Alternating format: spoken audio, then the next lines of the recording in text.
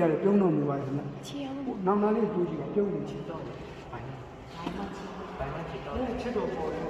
အဲ့ဒီလိုပြရတယ်ပြုံးတာဒီပြားကြီးတဆူလုံးကကျတော့သူကထင်းရှူးပဲတကယ်လေးကိုထူတာထင်းရှူးတာနော်တပည့်လေးထူတာရန်တော်မြစ်ပြား30ပဲ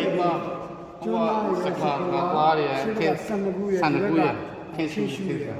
အဲ့တသားရည်နဲ့ကြည့်ရပေါ့နော်ဒီမှာကျတော့လက်မှုတော်ကဓမ္မစက်ကမှုကလက်လေးချောင်းရဲ့ဒီသစ္စာ၄ပါးဟောတယ်ဒုက္ခသစ္စာသမုဒယသစ္စာနိရောဓသစ္စာမဂ္ဂသစ္စာပေါ့နော်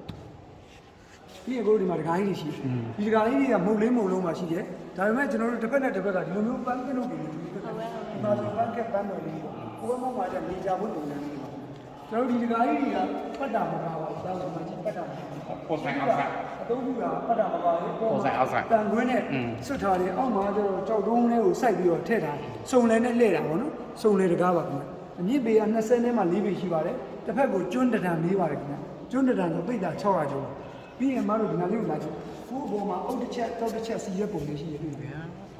အုတ်တစ်ချက်ကြောက်တစ်ချက်အုတ်တစ်ချက်ကြောက်တစ်ချက်ကိုထောင်ပြီးတော့စီကြတာရှေ့ခေတ်တော့တန်စီတန်ဝင်းမပေါ်သေးဘူးတန်မပါဘဲနဲ့ဒီဖျားကိုဒီလိုမျိုးအပေါက်တွေလောက်တာပေါ့နော်အပေါက်တွေကကျွန်တော်တို့အပေါ်ကအချွန်လေးတွေဒီလိုတွေ့တာဒီလိုမျိုးအပေါက်ကြီး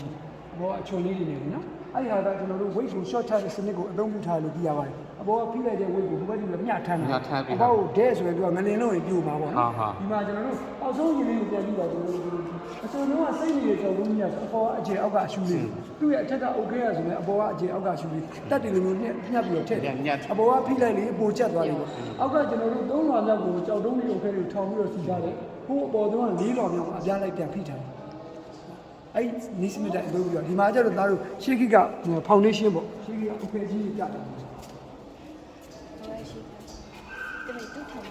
ဒါကသူကရှေ့ခိကโอเคကြီးကိုပြတာပါဒီလက်ကနေဟိုထိတော့သူကရှေ့ခိကโอเคကြီးကတပီခွဲလောက်ရှိတယ်သူကမျက်နှာပြင်ကကိုသူက10လက်မှလောက်ရှိတယ်ဒူးကကျွန်တော်တို့3လက်မှလောက်ရှိတယ်ရှေ့ခိကโอเคကြီးကိုပြဒါလို့ဆိုအခုโอเคတိတိလေးပဲည